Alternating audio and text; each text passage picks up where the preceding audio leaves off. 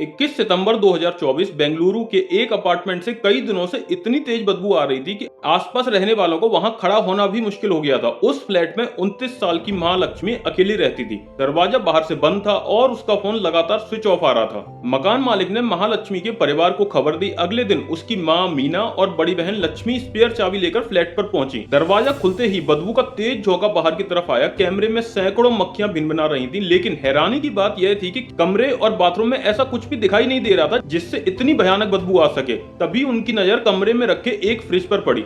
सबसे ज्यादा मक्खियां उसी के आसपास थीं। डरते हुए जैसे ही फ्रिज का दरवाजा खोला गया, सामने का मंजर देखकर दोनों की चीखें निकल गईं। फ्रिज के अंदर महालक्ष्मी का शव कई टुकड़ों में रखा हुआ था। कुछ ही देर में पुलिस और फॉरेंसिक टीम मौके पर पहुंच गई। जांच में पता चला कि घर में जबरन घुसने के कोई भी निशान नहीं थे, यानी कि महालक्ष्मी अपने कातिल को अच्छे से जानती थी। फोरेंसिक जांच में यह भी सामने आया कि क्राइम सीन को साफ करने की कोशिश भी की गई है। अब सबसे बड़ा सवाल यह था कि महालक्ष्मी का कातिल कौन था।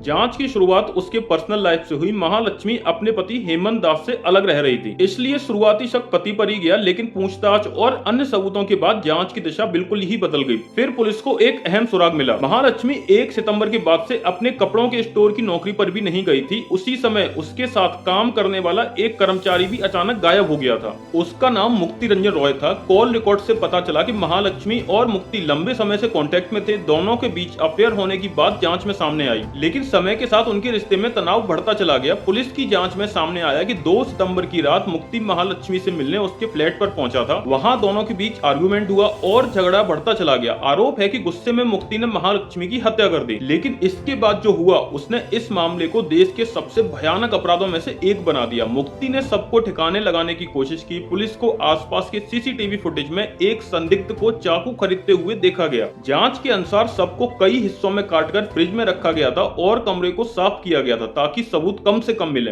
इसके बाद फ्लैट को बाहर से बंद किया गया और मुक्ति बेंगलुरु छोड़कर चला गया। जांच के अनुसार उसने अपने भाइयों को और बाद में अपनी मां के भी सामने इस अपराध का जिक्र किया था।